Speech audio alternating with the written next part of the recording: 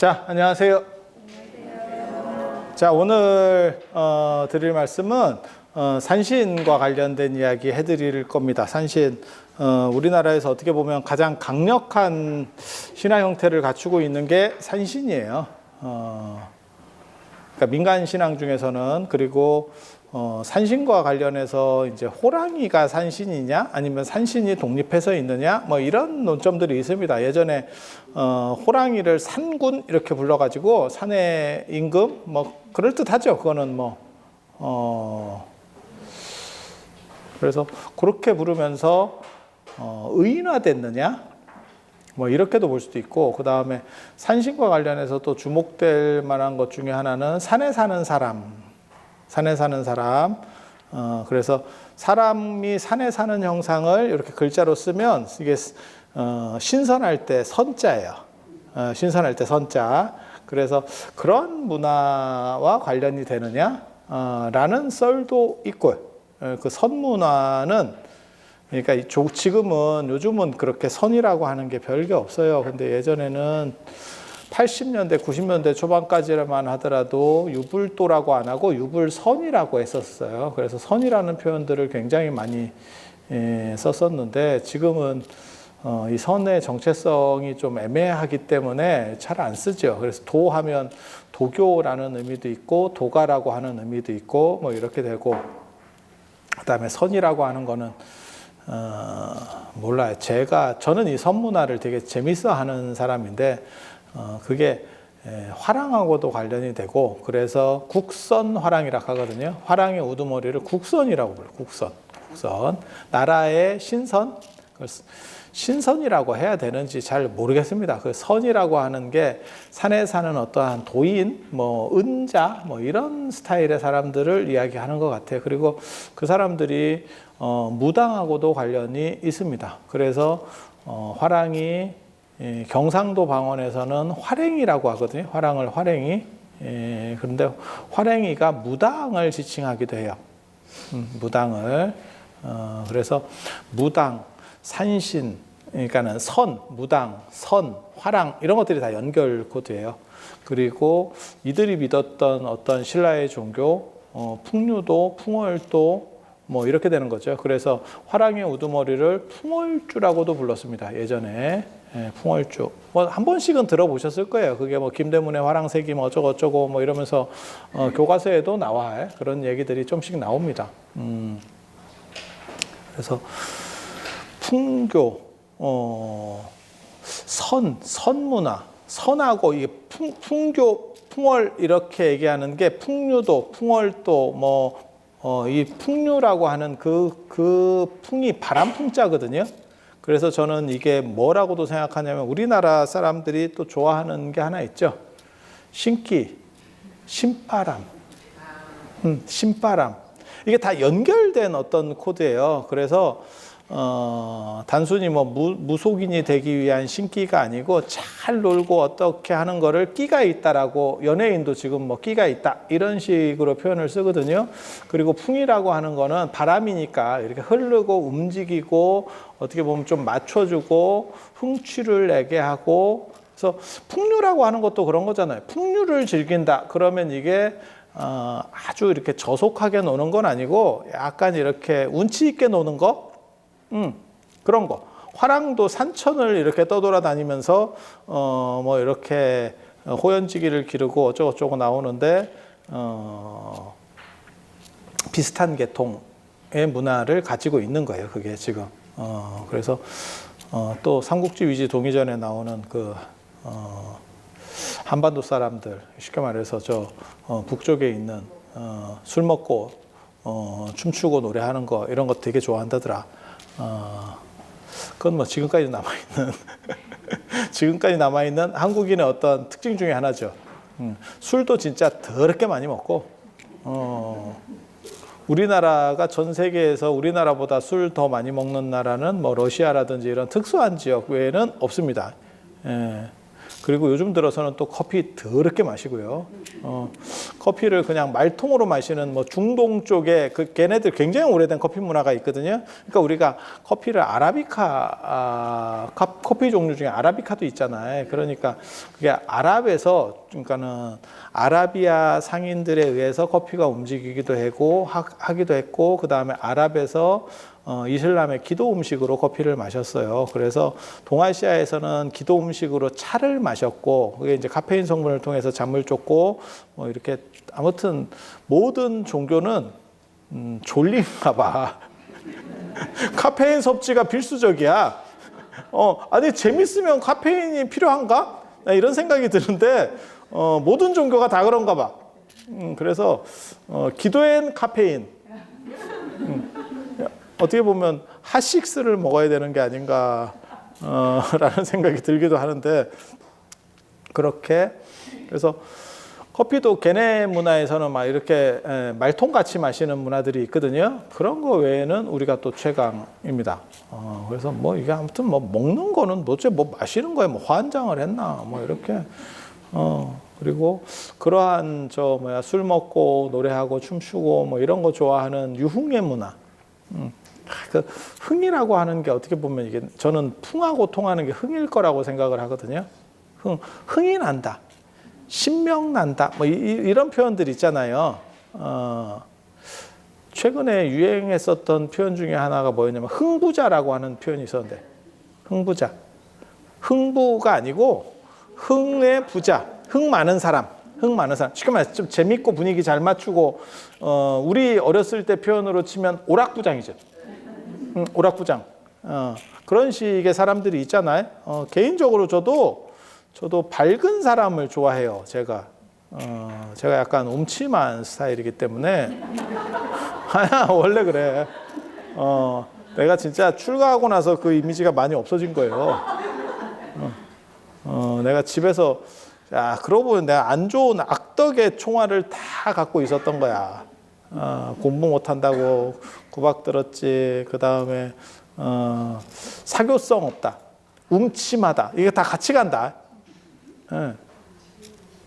근데 사교성이 많으면 아마 생각할 수 있는 시간들이 좀 상대적으로 적을 거예요. 사람들을 만나야 되니까. 그러니까 우리 같은 사람들도, 저도 대인관계를 잘 안 하는데, 대인관계를 안 하는, 원래 대인관계를 별로 좋아하지도 않지만, 그러니까 시간이 아깝다라고 생각을 해요. 대인관계 맺는 거를. 그런데 그 시간에 할 일이 있죠. 뭔가를 파고 들어가서 뭔가를 해야 되죠. 그러니까 대인관계 잘하면 어떻게 되냐면 정치적인 사람이 됩니다. 정치적인 사람들. 정치인이나 이런 사람들 만나보면 진짜 재밌죠.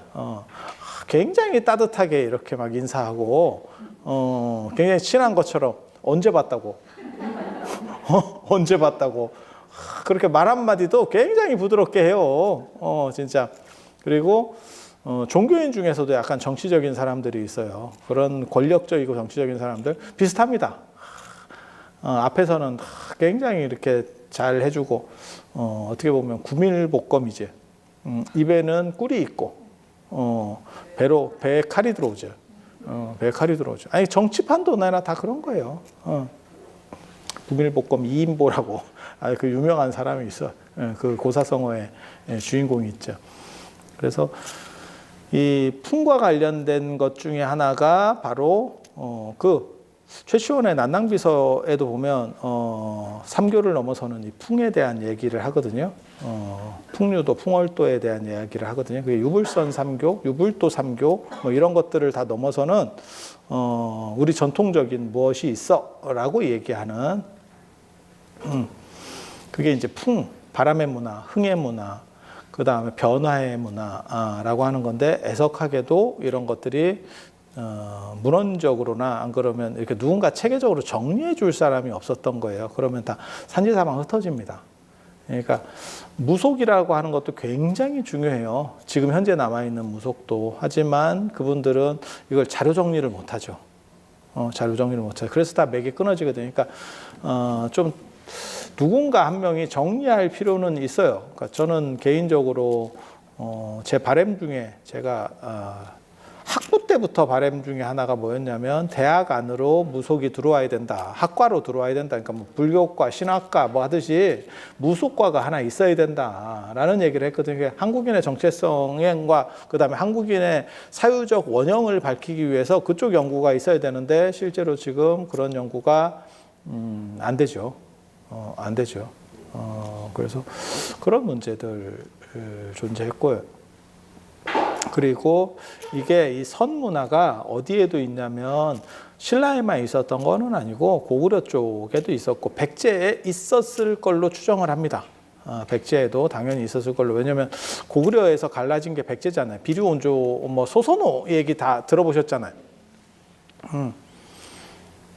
한국 역사에서 진짜 여자로서 최강을 찍었다라고 말하면 꼽을 수 있는 사람이 소선호, 기황후.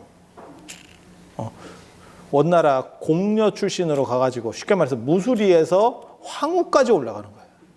제2황후까지 올라갔습니다. 그런데도 제1황후를 실제로 권력적으로는 완전히 제꼈고요. 자기 아들이 결국 원나라의 마지막 황제가 됩니다. 진짜 대단한 거예요. 진짜 엄청나게 대단한 겁니다. 어떻게 보면 벤처 신화 뭐 이런 거 비교도 안 되는 거지. 미국 가서 세탁소 밑에서 이렇게 어떻게 보면 알바하던 사람이 미국 대통령, 미국 대통령까지 올라온 거야. 야, 그거 무지하게 대단한 거 아니요? 그런 분이 한 분 계시고, 그 다음에 우리 소선호, 나라를 2개나 세운, 건국에 어떻게 보면, 이런 사람이 있나 싶을 정도로 그래서 주몽을 도와서 고구려를 세우고 자기 아들들과 함께 소선호 또 2번 결혼이잖아요. 얼마나 대단해. 2번째 결혼을 해서 그게 주몽이었죠. 주몽하고 이렇게 재혼해서 주몽이 어떻게 보면 권력자하고 붙어서 이렇게 털어먹어서 나라를 쉽게 세운 거예요. 그러니까 요즘식으로 말하면 돈 많고 명 짧은 과부를 구했는데 명이 길었죠. 명이 길었죠. 그렇게 등쳐 먹으면서 사는 사람들이 가끔 있어요. 제가 보기에는 이런 얘기해도 되는가 모르겠다. 칼릴 지브란 이런 사람들도 비슷한데. 그리고 역사적으로 야 이거 유럽에서 이 얘기하면 진짜 칼 맞는데 우리나라니까 괜찮을 거야. 역사적으로 가장 어떻게 보면 과부를 등쳐가지고 가장 급 성장한 사람 무하마드입니다. 무하마드. 이슬람의 시조 무하마드 알리 아니고 마호멧이라고도 하는 무하마드. 기가 막히죠. 하는 거 보면 막 기가 막히죠. 그런데 소선호한테는 그 장성한 아들이 있었고 자기 아들에게 물려주려고 하니까 이제 이혼한 거죠. 어떻게 보면. 이혼한 거죠. 그래서 계열사 분리죠. 요즘으로 말하면 계열사 분리를 해서 백제를 만들고 그래서 비류 온조 자기 그러니까 전 남편 아들이죠. 전 남편 아들과 이렇게 해서 저는 대단한 것 같아요. 그게 그 당시에 그렇게 재혼해서 밀어줄 정도로 나라를 세울 정도로 강력한 힘을 가졌던 여성이었고, 그리고 나중에 유리가 왔을 때, 유리가 와서 이제 후계권이 남편 입장에서는 자기 아들로 이렇게 내리려고 하니까 내 진짜 아들 편을 들어서 갈라서 버린다는 게 그게 보통 장부가 아니에요. 기록이 많지 않아서 정확하게 알 수는 없지만 진짜 여걸이에요. 그러니까 기왕후는 약간 어떻게 보면 모사꾼 같은 식으로 해서 이렇게 샥 올라가는 스타일인 거고 거기서 암투로 이 양반은 어떻게 보면 사업가죠. 이 소선호라고 하는 사업가. 그래서 고구려의 일부 유민들이 내려와서 만드는 게 백제이기 때문에 백제와 고구려는 통합니다. 예. 그래서 나중에 부여시잖아. 백제 성씨가 부여씨잖아, 부여씨. 그러니까 부여에서 나와서 고구려, 부여에서 나와서 부여, 뭐 이렇게 자기 정통성, 부여의 정통성을 주장하는 뭐 이렇게 그렇게 나가는 거니까. 그래서 백제 쪽에도 분명히 존재했을 거라고 생각하고, 고구려에는 분명한 기록이 남아 있는 게 있습니다. 조의선인이라고 검은 옷을 입은 선인에 대한 이야기가 나와요. 그래서 산악 쪽에 있었던 어떠한 문화, 그게 이제 신선 문화, 산악 숭배랑 관련된. 그리고 이거는 이제 제가 요 선이라고 하는 표현들이 나오는 거를 이렇게 보면 발해만을 이렇게 감싸고 있어요. 그러니까 중국의 산동반도, 그러니까 제남, 안 그러면 청도 뭐 이런 식으로 해서 그 위쪽으로 하면 요하가 있거든요. 요하, 세로로 흐르는 강 요하. 그러니까 요동 요소 할 때 그 우리가 요동성 뭐 이렇게 안시성 요동성 뭐 이런 거 들어봤잖아요. 그래서 그렇게 해서 우리 쪽 이렇게 우리 서해에 이렇게 고리를 좀 만들어 보면 그 근처에 선에 대한 이야기들이 집중적으로 나옵니다. 그래서 개인적으로는 서해에 무언가 있었다. 서해 아틀란티스설을 제가 주장하는 사람 중에 하나인데 서해에 뭔가 있었다. 서해에 뭔가 고대 문명이 뭔가가 있었다. 서해가 가장 늦게 만들어지는 바다고 그 다음에 수심이 50m도 안 돼요. 서해. 가장 낮은 바다 중에 하나입니다. 저기에 진짜 석유만 묻혀 있으면 대박인데 파기도 쉽고. 동해 우리 대통령님이 저거 뭐 우리나라 뭐 유전 확률 높다 뭐 이렇게 해서 발표했는데 사람들이 다 약간 심드렁한 게 아니 꼭 됐으면 좋겠어요. 저도 꼭 됐으면 좋겠는데 이제 심드렁한 이유 중에 하나가 뭐냐면 얼마나 신뢰할 수 있느냐에 대한 문제도 있고 파는데 이게 너무 힘들다잖아. 그래서 뭐 몇 개 뚫으면 뭐 1조 원이에요. 야 그러다가 샀었어. 샀었어. 뭐 한다고 1조 원어치 기름이면 물론 파서 잘 되면 더 나오겠지. 하지만 쉽지 않죠. 왜냐하면 동해가 워낙 깊은 바다라서 그래요. 그거를 일일이 이렇게 체크하고 한다는 게 그냥 생각해봐도 야 이거 보통 일 아니겠다. 그러니까 우리나라 정도 기술이나 하니까 그것도 이게 가능한 걸 거예요. 뭐 중동 이런 애들은 나 걔네들 보면 좀 불쌍하다. 나 같으면 정유회사 만들어서 휘발유로 팔면 될 건데 꼭 원유로 팔잖아. 원유로 파는 애들이 되게 불쌍한 애들이거든. 원자재 파는 애들 치고 얼빙하지 않은 애들이 없어요. 원석 팔고 이런 애들이 다 좀 슬픈 사람들입니다. 우리도 옛날에 그런 거 했었잖아. 오징어 말려서 팔고, 그 다음에 다람쥐 꼬리 팔고, 머리 잘라서 팔고.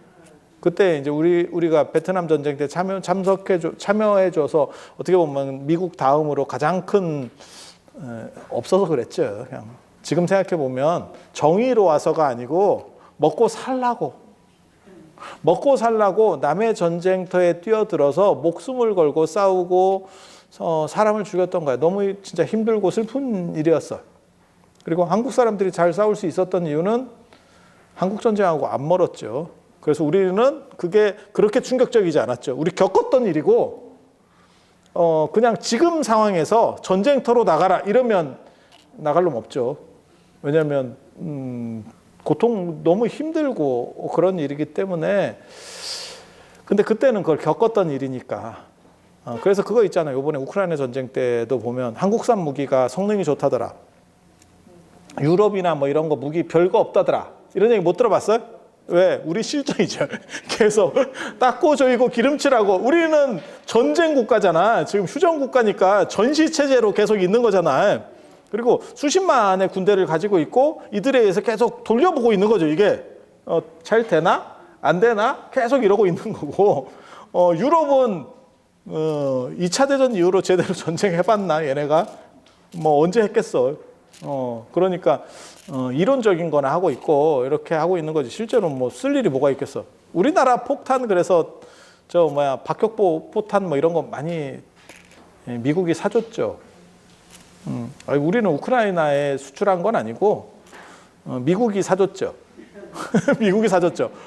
왜 미국이 사는지는 모르겠는데 미국이 갑자기 우리 거 많이 사줬죠. 그리고 동유럽에서도 우리 거 되게 많이 사줬잖아요. 그런 얘기 들어보셨죠? 뉴스에 뭐 여러 번 나왔잖아. 러시아가 팽창하니까 갑자기 무기를 막 충당을 해서 뭔가 방어를 해야 되는데 그 정도 돌릴 수 있는 나라 전시국가 우리나라죠. 그래서 우크라이나 전쟁에서 최대 수혜주 중에 하나가 뭐냐면 한국의 어떻게 보면 방위산업체, 떡상. 그래서 우리나라 정도 사실은 되니까 동해도 뭘 탐색도 하고 뭐 저도 꼭 나왔으면 좋겠어요. 그게 약간 장밋빛 희망일지 몰라도 그게 꼭 잘 돼서 뭔가 좋은 결실이 있었으면 좋겠는데 서해에서 나오면 진짜 대박인데 서해는 파기도 쉽고 야 50m는 껌이지 지금 우리나라 정도 기술이면 야 세월호 그 잠긴 거를 끄집어 올릴 정도 기술이 있는데 그거 50m 땅 파는 게 일이겠어요? 서해 평균 수심이 40몇 미터밖에 안 돼요. 제가 알기로는. 그래서 그게 마지막 지금 기후가 약간 따뜻해질 때 서해가 만들어지고 거기에 원래는 그쪽이 어떻게 보면 메인 그러니까 우리가 살고 있는 데가 조금 고지대고 그쪽이 메인이었을 확률도 상당히 있어요. 그리고 인류 문명이 뭐하고 가깝냐면 언제나 물하고 가깝거든요. 그래서 그거 있잖아. 그 얘기 있잖아. 인류가 지금 과학자들이 생명체, 외계 생명체를 탐색할 때 물이 있느냐를 계속 보잖아. 근데 저는 사실 그게 맞는지도 잘 모르겠어. 우리가 물에서 진화한 건 맞지만 모든 생명체가 굳이 꼭 물이 필요할까? 나 그 생각도 있거든. 물은 무조건 있어야 되는 거 아닙니까? 물, 햇빛, 뭐 공기 이건 당연히 있어야 되는 거 아닙니까?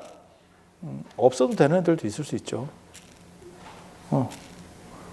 우리가 산소 한다고 뭐 나무가 이산화탄소를 먹으면서 산소를 너무 많이 하니까 우리가 나온 거지. 아니 그게 또 재밌는 거예요. 생명이라는 게 다 진화체계가 동일할 필요는 없어요. 그렇게 생각하면 전혀 다른 식의 구조도 충분히 나타날 수 여지는 있습니다. 그리고 극지방이나 뭐 용암이나 뭐 이런 쪽 너무 끓는 데 말고 조금 이렇게 조금 식은 데서는 애들이 뭐 사는 애들 있죠. 그래서 그런 식의 생각해 보면 또 이게 나름 변동폭이 또 존재해요. 그래서 서해 쪽에 오히려 문명이 있었고 그 문명의 마지막 흔적 중에 하나가 선이 아닌가라는 추정을 해요. 그 기록이 사마천의 사기 같은 데서 조금 일부가 나오죠. 그게 뭐냐면 복례방장 영주라는 삼신산이 서해 바다에 있었다. 신선들이 거기를 산다. 그 안에 신선들이 사는 데가 있다. 복례방장 영주는 다 들어보셨잖아요. 그 삼신산 이야기. 그게 거북이 등 위에 있는 섬이라니까요. 그래서 이게 섬이 움직인다. 그건 아마 가라앉았던 얘기라고 저는 생각을 해요. 그거를 그렇게 해석하거든요. 그러니까 마지막 물이 차면서 점점 문명이 위로 올라가게 되는 거죠. 원래는 바닥에 있었던 문명들이 지금 베니스 뭐 이런 거 생각하시면 되죠. 그러면 베니스를 다 포기할 거 아니면 점점 위로 가겠죠. 그리고 코로나 같은 상황이냐 아니면은 지나가는 거냐를 잘 봐야 돼. 그러니까 이게 판단을 어떻게 하느냐가 굉장히 중요한데, 근데 쉽지가 않아 이 판단이. 그러니까 내가 여행사하고 있었어. 근데 코로나야. 근데 정부에서 뭐라고 발표했냐면 한 두어 달 지나면 감기 같은 거니까 풀릴 거예요. 그러니까 어떻게 했냐면 그러면 이빨 꽉 깨물고 간다. 이렇게 생각해서 몇 달 가고 정부에서 보조금 좀 나오고 그래서 몇 달 가다가 이제 나중에는 그 버스 기다리는 거랑 비슷하죠. 야, 이게 오긴 오나? 그러다가 많이 망했죠. 그러니까 처음부터 3년이었어. 그러면 아예 걷었죠. 걷었다가 나중에 다시 하든가 했겠죠.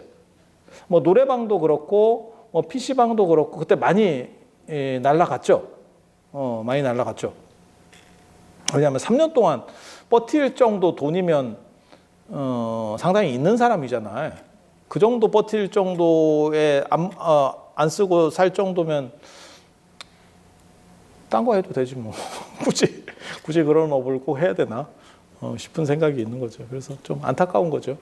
그래서 문명이라고 하는 게 이렇게 기후가 바뀌고 이러면서 막 수몰되고 있어. 그러면 여기를 떠나서 딴 데로 갈 거냐? 생각보다 쉽지가 않아요. 그게 생각보다 쉽지가 않아. 그러면 어떻게 되냐면 밀려서 올라갑니다. 그래서 원래는 산이라고 생각했던 고지대, 그러니까는 뭐 30m, 40m 되는 고지대 쪽으로 점점 좀 위로 밀려서 물이 차니까 올라가게 되고, 그러면 무슨 일이 벌어지느냐? 땅인 줄 알았는데 나중엔 섬이죠. 그리고 그 섬이 결국 사라지게 되는 거예요. 우리에게도 그런 비슷한 전설이 지금도 남아있는 데가 한 군데 있습니다. 파랑도라고. 저 제주도에서 이렇게 떨어서 파랑도 이야기 들어보셨잖아요. 지금은 다 가라앉아 있고 조사를 해보니까 암초였었죠. 지금 암초가 있는 거죠. 그 얘기는 뭐냐면 해저가 낮았을 때는 지금 이 수심이 그렇게 지금같이 높지 않았을 때는 그 섬이었었다는 거죠. 그 전설이 지금까지 우리에게 그 파랑도 전설로 내려오는 거거든요. 그래서 삼신산도 그런 거 아니겠나 싶어. 그러니까 거북이 등 같은 데 있고 이게 움직여 다닌다. 이거는 수몰된다라고 하는 거하고 비슷한 연결점이 있거든요. 그래서 제가 전에 그런 얘기도 해드리고 그랬었는데 신선들 다 물에 잠겨 죽었다. 학타고 튀어야 돼. 학 타고. 신선은 학을 타고 다닙니다. 그래서 진시황이 구하려고 했었던 그 어떻게 보면 불사약, 불로초 다 들어보셨잖아요. 예, 그게 이 서해랑 관련돼서 있었던 전설들이에요. 그러니까 진시황 때 벌써 2200년 전에 전설이 내려올 정도니까 그거보다 더 오래된 어떤 문명에 관련된 것들이 있지 않았을까라고 하는 거고, 그리고 지금 중국에서 용산문화, 홍산문화, 뭐 요하문, 양자강 하구문화 뭐 이런 것들이 있는데 그게 황하문화, 요하문화, 그 다음에 양자강 문화들이 있는데 그것들이 사실은 다 하구 쪽에 있거든요. 하구 쪽에서 발견되고 저기 많은 부분이. 근데 그런 것들과 관련해서도 서해랑 연결되는 거 아니냐라는 추정을 해볼 수 있어요. 이런 거는 그냥 다 뇌피셜입니다. 단편적인 자료들이 조금씩은 있고 그것이 연결되고는 있는데 그게 뚜렷하게 이거예요 라고 말할 정도 수준까지는 안 돼요. 그리고 이게 저만 얘기하는 게 아니고 이 선에 대해서 연구하는 사람은 저랑 비슷한 얘기들을 조금씩 이렇게 약을 팝니다. 약을 팝니다. 그래서 중국의 뭐 고일강 선생이라든가 이런 사람들도 그런 식의 책들을 써요. 신선의 문화의 기원들에 대해서. 왜냐하면 서해를 중심으로 고리같이 연결되어 있으니까 그 안쪽에 뭐 있었던 거 아니야? 라를 생각해 보는 게 뭐가 있는 거거든요. 있으면 뭐냐? 아틀란티스입니다. 야, 씨. 동양에도 아틀란티스가 있었구나. 이렇게. 그래서 그 선문화. 그리고 이 선문화랑 관련된 게 그게 다 산악 지역이에요. 이렇게 보면. 우리도 산이 많고, 뭐 감동적인 산은 없습니다. 산동반도부터 이렇게 해서 이렇게 보면 약간 산들이 있는데 감동적인 산이 없어요. 다 그냥 거지 같은 산으로 쪼밀쪼밀한 게 많아요. 그래서 제가 전에도 그런 말씀 해드렸잖아요. 태산이 높다 하되 하늘 아래 메이고 그 다음에 티끌모아 태산이고 어쩌고저쩌고 태산이라고 말하지만 태산은 1500m짜리 산이다. 높은 산이 절대 아니다. 2000m도 안 된다.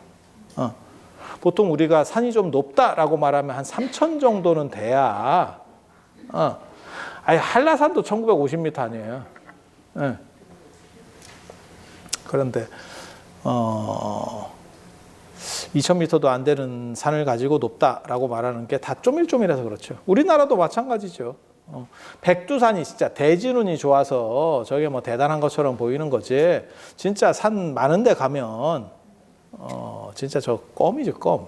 뭐 티베트고원 쪽이나 중국의 서북 쪽에 히말라야 쪽 붙으면 저건 어디서 저 어디서 배도 않는 게 온다고 그랬죠. 알프스 가봐라. 스위스 융프라고 한번 올라가 봐. 그러면 백두산 진짜 껌이죠. 아니 그렇게 생각하면 되잖아요. 융프라고에 올라가면 뭘 합니까? 신라면을 먹죠. 신라면을 먹죠. 그거 저 미리 저 한국인이라고 하고 예매 미리 하면 사전 예매하면 신라면 공짜로 준다는 그런 얘기가 있어요. 근데 뭐 여러분들은 다 패키지로 가기 때문에 그 나도 옛날에 거기 갈 때 라면 갖고 갔는데 근데 신라면 내가 귀찮아서 오징어 짬뽕 갖고 갔죠. 오징어 짬뽕. 거기 있길래 그냥 갖고 갔어. 거기 물도 팔아. 거기 대동강물 팔아먹은 김선달이 거기 있어. 그래서 그 선의 문화, 이 선의 문화가 산의 문화와 관련되고, 그래서 사람이 산에 사는 사람이 선인 거야. 이걸 글자를 깨트려 보면. 그리고 이 산이 그렇게 막 심산유곡으로 진짜 히말라야 같은 데면 살기가 어려웠을 건데, 우리나라 산들 봐봐. 만만한 산들이거든요. 그러니까 이게 어떠한 좀 저변이 확대될 수 있는 구조가 만들어지는 거고, 그게 선의 문화고, 그러다가 또 이게 산이 이렇게 특히 한반도가 심하죠. 산이 연결돼 있죠. 그러면 호랑이죠. 그러면 호랑이죠. 그래서 제가 얘기하잖아요. 우리나라의 호랑이와 관련된 속담이 120개가 넘더라. 나 찾아보니까 진짜 지악스럽게 많더라. 그 얘기는 호랑이가 굉장히 많았고, 호랑이가 그렇게 많았습니까? 전에 제가 그런 말씀 해드렸었는데, 우리는 한국 사람들은 호랑이와 범을 구분하지 못했다. 표범과 호랑이를 구분하지 못했다. 그래서 호랑이띠라고도 하고 범띠라고도 한다. 호랑이하고 범의 가장 큰 차이점은, 호랑이는 줄무늬 수박이고요. 그 다음에 범은 땡땡입니다. 땡땡이. 그런데 자코도나 이런 호랑이 그림 보면 땡땡이하고 줄무늬가 섞여 있는 경우들도 있고요. 그러니까 제대로 구분을 잘 못해요. 근데 참고로 말씀드리면 표범보다 호랑이가 훨씬 큽니다. 등치가. 그러니까 표범 한 2마리 덤벼도 호랑이한테 안 됩니다. 그렇게 센데 구분은 잘 못했다더라. 우리나라 사람들은. 그래서 표범까지 포괄하는 영역이기 때문에 훨씬 더 많은 걸로 보이는 거예요. 그런데 표범이 개체수가 훨씬 많았습니다. 네가 어떻게 아느냐? 일제강점기 때 해수구제 사업이라는 거래요. 해수구제 사업이 뭐냐면, 그러니까 유해동물을 죽이는 사업, 정확하게 말하면 호랑이, 표범 조지는 사업입니다. 그때 이미 그때는 호랑이가 사람을 이길 수 있는 상황이 아니에요. 일제강점기 때 기관총이 있어. 기관총. 내가 전에 그 얘기 해드렸잖아. 동학농민군이 만약에 한 세대만 그러니까 1세기만 먼저 일어났으면 나라를 뒤집어 엎었을 겁니다. 그런데 동학농민군은 일본의 기관총을 상대해야 됐고, 걔네가 가지고 있었던 건 죽창이었습니다. 죽창으로 10,000명이 와봐라. 기관총이면 끝난다. 총알만 안 떨어지면 이거 끝이다, 끝. 그리고 나중에는 공포가 공포를 불러와요. 그러니까 거기 뭐 부적 같은 거 하나 주고 군군관광 뭐 이런 거 이상한 거 뭐 진원 뭐 이런 거 하면, 주문 같은 거 하면 뭐 총알이 안 맞기는 개뿔도 아니고요. 그거 앞에서 진짜 그거 있는데, 여러분들이 군대를 안 가보셔서 그러는데, 군대 가보면 영화에서는 거지 같은 것들이 실제로 직접 목격하면, 야 이거 야 진짜 이거 대단한 무기구나 이런 생각. 제가 전에도 그런 얘기 안 해드렸나? 수류탄 이거 진짜 영화에서는 만만한 거거든요. 이거 완전 만만돌이 어디 동네 축구하듯이 쓸 것 같은데, 실제로 한번 터지는 걸 보면 이게 야 이거 그 영화가 아니구나. 크레모아 이런 거 한번 보면요 난리 납니다. 야 이거 살 수가 없겠다. 이건 무조건 튀어야 된다. 뭐 이런 생각밖에 안 들어요. 그러니까 뭘 어떻게 수류탄이 떨어지면 이걸 잡아서 다시 던지고, 그냥 각도 최대한 해서 낮춰서 엎드리고 있는 게 그나마 사는 거요. 다 안 돼요. 영화처럼 뭐 이런 거 다. 우리 예전에 그 배달의 기수 이런 거 보면 막 그 탱크 위에 올라가서 막 수류탄 2개를 이빨로 뽑아서 막 그거 집어넣고 막 탱크 직접 딱 보면 접근이 불가능하겠다. 이거 접근 자체가 불가능하겠다. 이 생각이 딱 들어요. 실물을 딱 보면 저게 다 개구라구나. 물론 그런 사람이 있을 수도 있어. 캡틴 아메리카 같은 사람이죠. 그런 부분. 캡틴 아메리카 같은 사람. 일반인에게는 없습니다. 제가 이렇게 보는 바로는, 그거 쉽지 않아. 쉽지 않은 게 아니고, 그 진짜 한번 터지는 거, 총도 마찬가지입니다. 여러분, 총 이렇게 보면 뭐, 두두두 이런 거 하지만, 그게 쉽지 않아. 그거 굉장히 위력적이에요. 특히 기관총 뭐 이런 거, 좀, 처음 보면 약간 공포스러운 게 일어나면 정상이에요. 그 정도로 소리나 위력이 강력해요. 그런 거 앞에서 동학농민군이 죽창 들고 있는데 그거 앞으로 두두두 해가지고 쫙 갈겨버리잖아. 그 소리랑 같이. 그래갖고 그냥 픽픽 쓰러지는 거거든요. 나중에는 서로 밟으면서 도망가요. 내가 장담하는데. 네. 그리고 전쟁에서 이 전투에서는 예전 전투는 다 똑같아요. 얼마나 공포를 잘 심어내느냐가 중요한 거거든요. 공포스럽기만 하면 싸우지도 못하고 사람이 왜 그런 거 있잖아요. 깡패 한 명한테 젊은 애들 한 10명이 두드려 맞고 있는 게 공포 때문에 못 움직이는 겁니다. 그 10명이 한꺼번에 덤비면 걔를 이길 수 있지만 실제로 그게 안 돼요. 일진 이런 것도 마찬가지지. 쉽지 않아. 다 단합하면 되는 거 아닙니까? 뭐하고 똑같은 거면 주식하고 똑같죠. 아무도 안 팔면 안 떨어진다. 아무도 안 팔면 상황이 안 좋은데요. 아무도 안 팔고 이빨 깎게 물고 서로 다 어깨 걸고 버티면 주식은 안 떨어져. 언제나 떨어지죠. 그거 절대 그렇게 안 돼. 이론적으로나 되는 거지. 그래서 이 선이라고 하는 게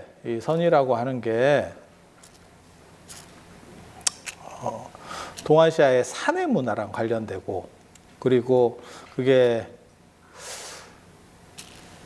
호랑이 그때 구제할 때 그 보면 개체수가 호랑이보다 표범이 다 잡은 거를 숫자를 셌거든요. 일본 사람이 그런 건 되게 꼼꼼해요.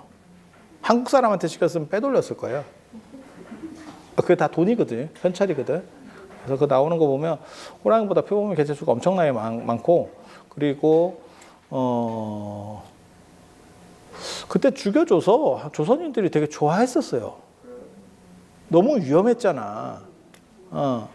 너무 위험했잖아. 제가 전에 그런 말씀 안 드렸나? 월정사 그 지장함이, 남대 지장함이 지금 월정사 옆으로 옮겨오게 된 이유가 1900년대 초에 호랑이에 물려서 사람이 죽는 바람에, 스님이 죽는 바람에 무서워서 옮기게 되는 거예요. 절 자체가 옮겨가는 거예요.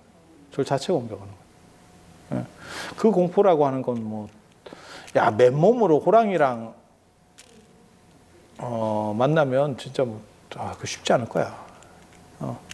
그리고 지금은 우리가 동물원이나 이런 데서 호랑이를 봐서 호랑이에 대한 이미지들이 조금 부드러워졌지만 그때는 공포적인 이미지거든요. 완전 공포적인 이미지. 그러면 정지예요. 뭐 도망도 못 가, 뛰지도 못해. 그러니까 호랑이한테 물리면 뭐 정신만 차리면 산다는 둥 뭐. 호환 마마라는 게 있잖아. 마마보다 호환이 더 앞에 나올 정도로 대단한 거예요. 그리고 점에도 나온다. 이게 사주에도. 백호대살이라는 게 있어요. 백호살이라고. 백호, 흰호랑이. 흰호랑이한테 물리는 거예요. 그러면 그 어렸을 때 훅 가는 겁니다. 그게. 그러니까 호환이 얼마나 많았으면 호랑이한테 죽는 그 프로테이지가 이렇게 안배가 돼 있어. 뭐 이런 게 다 있나 싶을 정도죠. 그래서 백호살이 있으면 뭐가 있냐면 어렸을 때 뒤지게 아프거나 죽을 뻔하거나. 그래서 그런 게 이제 사주에 나오면 그 점 보시는 분이 그렇게 얘기하죠. 어렸을 때 뒤지게 아팠냐고. 왜냐하면 죽진 않았잖아. 그러니까 지금 왔잖아. 내 앞에 왔잖아. 그때 갔으면 안 왔겠지. 그러니까 그거는 사라진 거고, 그거는 사라진 거. 어렸을 때 뒤지게 아팠냐고.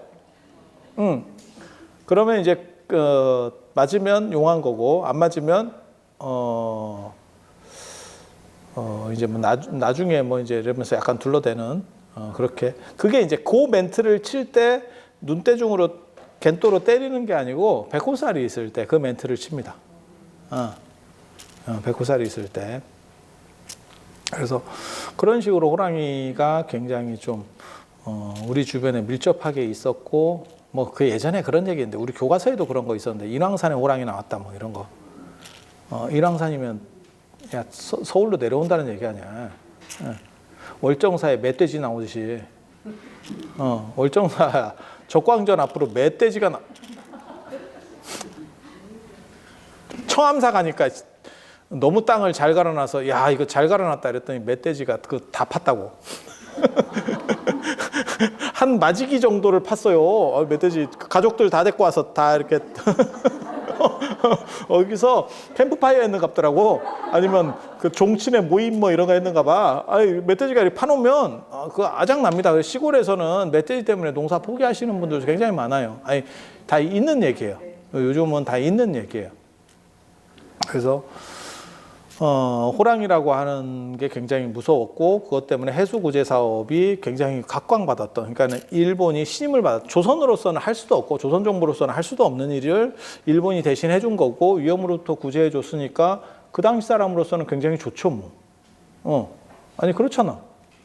환영할 만한 일이었고 그 정도로. 그래서 호랑이가 굉장히 무서웠기 때문에 이 호랑이를 산신과 대치시켜서 보는 경우도 있고, 근데 그거보다는 산신을 통해서 호환을 막으려고 하는 속성이 좀 더 강했던 것 같아요. 그러니까 산신이 더 호랑이보다 세고 산신에게 기원을 하면 호랑이로부터 나를 보호해 주는 거야. 물론 뭐 말도 안 되는 얘기긴 한데 그냥 그러려니 하고 들어. 뭐 이런 게 말이 어떻게 되겠어. 그리고 호랑이한테 사람이 잡아먹히잖아? 그러면 그 영혼도 잡힙니다. 영혼도 잡혀. 그래서 호랑이 앞잡이가 돼요. 그 귀신이. 그래서 호랑이한테 잡혀가지고, 호랑이는 영물이라서 귀신이 돼서도 도망을 못 가. 여러분들이 그래도 호랑이한테 안 잡혀서 지금 다행인 거예요. 영혼의 자유가 존재하는 거야. 그렇게 하면 그 앞제비가 돼가지고 사람을 호려. 호랑이 앞에서. 그리고 호랑이 앞쪽으로 땡겨가. 이게 약간 그 피라미드지. 그 다단계. 그래서 사람. 아니야, 진짜 있는 얘기야. 그게 아마 호랑이를 만났을 때 사람이 넋이 빠져서 움직이지 못하고 사고 판단을 못하고 딱 정지되는 거를 홀렸다라고 생각하는 걸 거예요. 그냥 지금 생각해 보면. 근데 옛날에는 그런 설정들이 되게 많아요. 되게 많아. 그래서 이 호랑이에 대한 부분이 존재하고, 그러니까 호랑이하고 산신이 겹쳐지느냐 이중 구조냐에 대한 생각은 다 있어. 단 여기에서의 핵심은 뭐냐면 호랑이에 대한 공포심이에요. 그거를 호랑이한테 잘 보여서 극복할 거냐, 아니면 호랑이보다 센 산신에게, 호랑이의 리더급인 산신에게 할 거냐. 그래서 우리나라 도인들이나 도사 이야기 보면 꼭 특징이 뭐냐면 호랑이가 호위한다? 뭐 이런 얘기가 있어요. 그런 얘기 못 들어봤어요? 전설의 고향 뭐 이런 거 보면 호랑이가 주변에서 이렇게 딱 하고 호랑이 타고 다니고, 그 구라는 어디든지 있는 것 같아. 호랑이 있는 데는 다 있는 것 같아. 저 네팔에 가면, 아니 네팔이 아니고 저 부탄에 가면 탁상사원이라는 데가 있는데, 그게 이제 파트마 삼바바가 호랑이를 타고 거기를 이제 뛰어 점프해서 왔다 뭐 이런 거거든요. 제가 한 얘기가 있잖아요. 호랑이 잡을 것도 없는데 그 위에 타고 있는 게 걸어오는 것보다 힘들다. 그리고 그놈이 뛴다고 생각해봐. 내가 전에도 그 얘기 했잖아. 귀신이 너 어깨에 앉아있다 뭐 이런 얘기 하잖아. 야, 여기에 사람, 여기야 이렇게 감고 앉아있으면 차라리 편한데 한쪽에만 이렇게 앉아있잖아. 야, 진짜 힘들다. 진짜 힘들다. 귀신이 거의 그 동춘 서커스 같은 느낌으로 앉아있어야 돼. 귀신 입장을 한번 생각해봐라. 귀신은 그게 편하겠냐? 거기에 왜 앉아있어? 그냥 목마 타고 있다고 하든가. 목마 타고 있으면 더 섬뜩하다. 목 뒤가 혹시 가끔 이렇게 따뜻한 느낌 들고 이런 거 없었어? 귀신이 싸고 있는 거야. 귀신이 싸고 있는 거야. 혈압이라고 생각하지 마. 거기 귀신이 앉아 있으면서 뜨뜻하게 이렇게 보일러 한 번씩 떼주는 거야. 예. 그래서 그런 이야기, 뭐 호랑이 이야기, 호랑이가 뭐 보호한다, 라는 이야기는, 그러니까 호랑이를 이긴 도인의 기본 조건 중에 하나가 호랑이 정도는 이겨야 된다, 라고 하는 게 중국에도 있고 우리나라에도 있고, 이런 건 뭐 굉장히 많이 나오는 설정이에요. 그러니까 최고보다 센, 어떻게 보면 수련을 통해서 그거를 능가하는 에 대한 설정. 그래서 호랑이를 이길 수 있느냐? 그리고 호랑이를 이기기 위해서 어떻게 보면 신이 된 사람, 그게 이제 범일국사죠. 대관령이 그렇게 위험했는갑더라고요. 근데 지금 생각해봐도 위험할 것 같아. 대관령이 호랑이로 보면 약간 맛집 코스지. 사람은 지나가야 됐고, 제가 그 예전에 논문 쓸 때도 그 얘기했는데, 강릉 사람인데 경주가 수도일 때는 괜찮았다니까. 왜냐하면 해안선 타고 이렇게 내려오면 되니까 대관령을 안 넘어가도 돼요. 근데 개성이 수도가 되고 서울이 수도가 되면 대관령을 무조건 넘어야 되는데, 대관령 넘어보셨어요? 대관령? 차로 갈 때도 약간 기가 멍멍해져요. 대관령이. 그리고 거기 안개 끼기 시작하잖아. 한치 앞이 안 보인다. 근데 지금 사러 다니는 그 길은 편길이고 원래는 이게 꼬불탕꼬불탕한 산길이에요. 그 길로 가면 멀미 코스입니다. 그거 뭐 감당 안 되는. 근데 그거를 걸어서 꼬불꼬불을 가야 된다는 거잖아요. 그러면 이제 호랑이 난리 나죠. 그래서 거기서 누가 대관령 국사 성왕신에게 빌었던 거죠. 이렇게 기원을 하는 거죠. 대관령 산신은 김유신이에요. 대관령 국사 성왕신은 범일국사입니다. 그래서 뭐 범일국사건 뭐 저 김유신이건 나 다 알 바 아니고 알 바 노고 일단 나를 보호해야지. 누구로부터? 호랑이지. 그러니까 신앙이 뭔가 강렬하게 유전될 때는 대상이 있어야 돼요. 강력한 대상, 나를 위협하는 강력한 대상이 있어야 돼.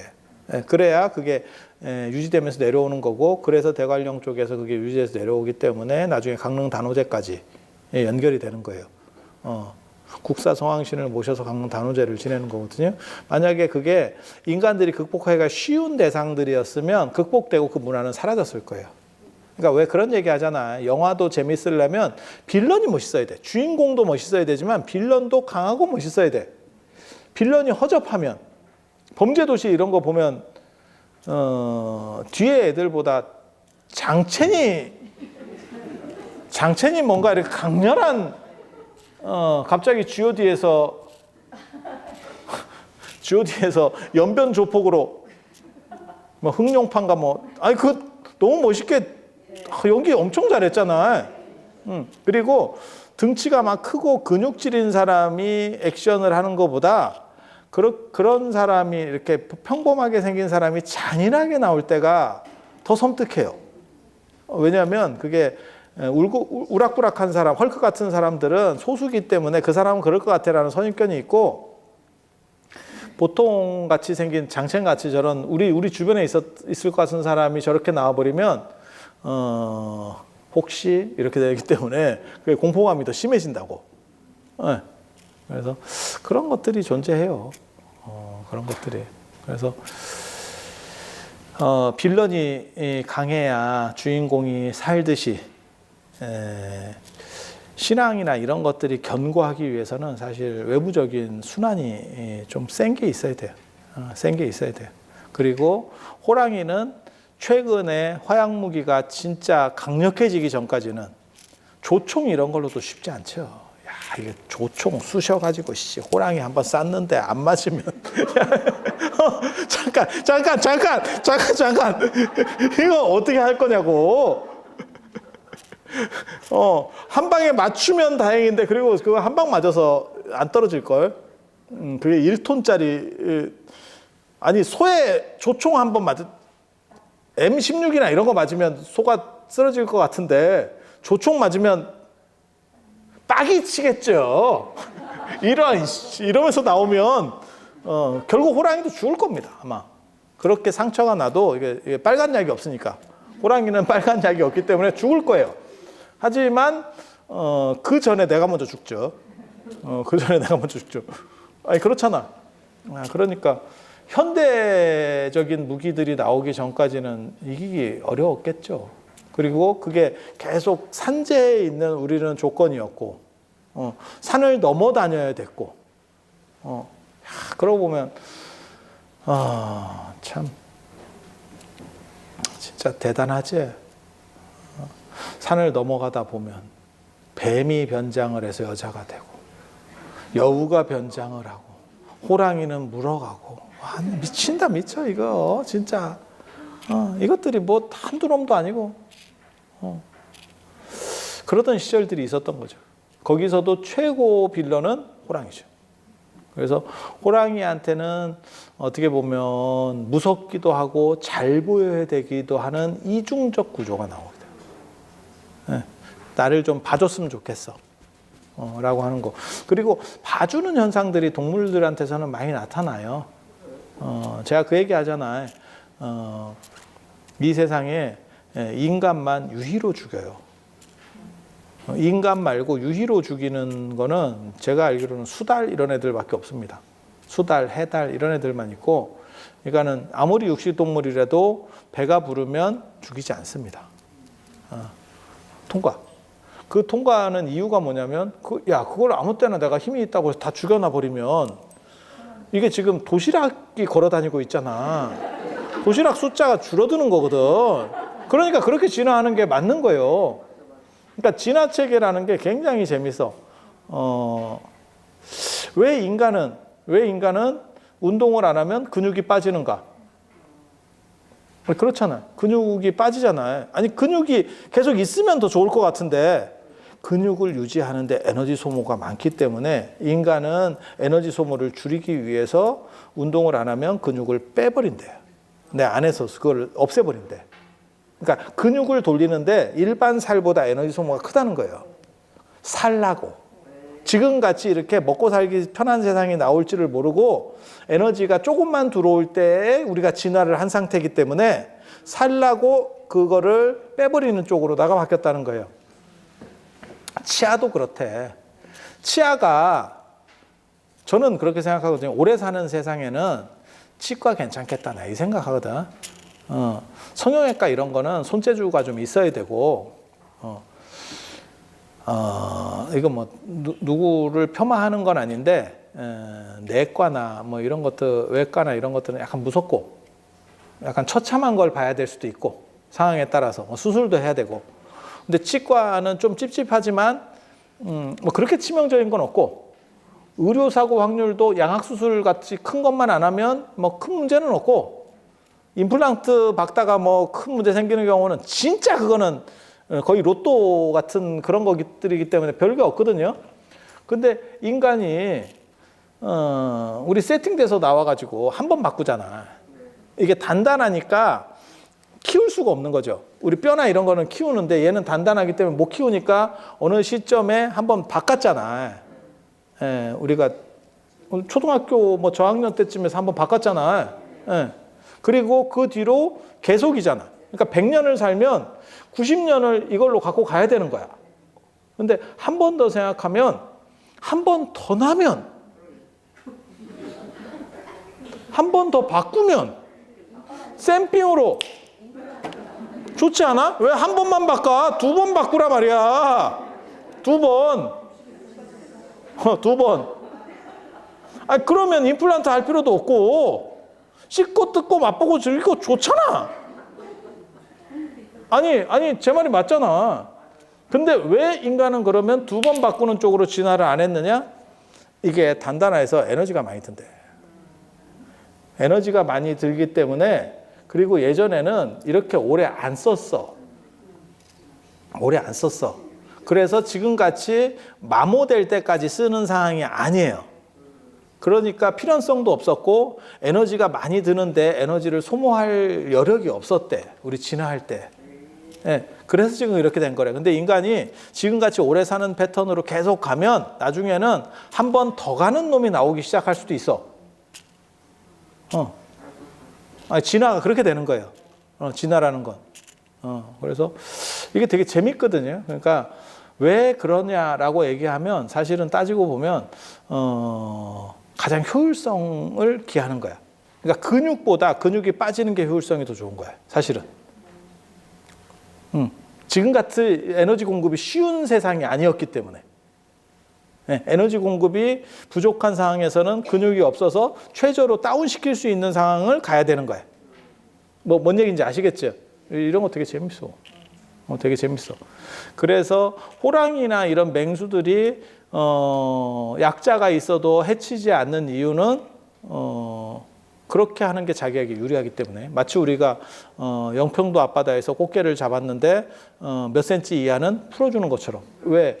그게 그 어부에게 결국은 유리한 거죠. 그리고 산란 기간에는 우리가 어획을 금지시키잖아요. 그게 우리가 어지러서 그런 게 아니고 더 해먹으려고. 더 어떻게 보면 더 잔인한 거지. 키워먹는 거지, 지금. 키워먹는 거지. 그래서 그 다큐 되게 재밌는 거예요. 그 잡고 이제 센치 이렇게 대충 봐갖고 어부들이 던지잖아요. 꽃게 같은 경우도. 그런 거 있잖아요. 그러면서 섬뜩한 얘기 하는 경우도 봤죠, 제가. 꽃게가 들으면 막 C컵 할 거야. 더 커서 와. 야, 풀어줘서 고맙다고 해야 되는지. 이거 진짜, 이게 뭔가. 그리고 나 그런 거 보면서 되게 재밌었는데, 그게 예를 들어서 뭐 몇 센치 기준인지 제가 정확하게 잘 모르겠는데, 만약에 예를 들어서 15cm 기준이야. 야, 거기서 턱걸이로 걸리는 놈 있고 조금 빠지는 놈 있고, 그걸 도대체 뭐라고, 그 기준을 도대체 뭘로 잡아야 될까? 어려서 바르기 너는 참 좋다 이랬더니 15cm 이상이 돼서 잡혀간 거고, 그래서 꽃게탕이 됐고, 얘는 좀 얼빙하네 이래가지고 애가 잘 먹지도 않고 그래서 비리비리해. 그래서 얘는 14cm가 돼서 살았어. 이게 인생인가? 그리고 또 한 번 더 생각하면 산 게 과연 좋은 건가? 그 생각도 하거든요. 그건 장자에도 나오는 얘기인데, 장자에 나오는 얘기인데, 사람들은 언뜻 보기에 산 게 좋은 거고 죽은 게 안 좋은 거라고 생각하지만 살아보니 좋아? 네? 살아보니 좋아? 안 죽어봐서 그러는 거 아니야? 그쪽이 더 좋을 수도 있는 거 아니야?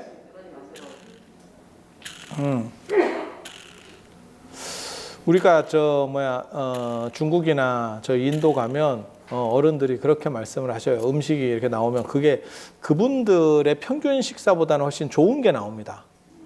이렇게 외국인들이 갔을 때, 아니 그럴 거 아니에요. 그들이 먹는 것보다는 좋은 게 나와.